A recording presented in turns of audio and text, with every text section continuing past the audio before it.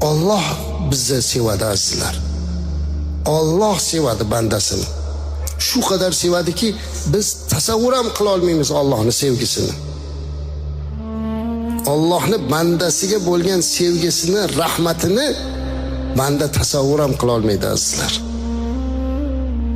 Qiyomat qoyim bo'lganda bir gunohkor bandani Alloh olib chiqar ekan o'rtaga. Keling tasavvur qiling, shuni o'zimizni qo'yib ko'raylik. Qiyomat boshlandi.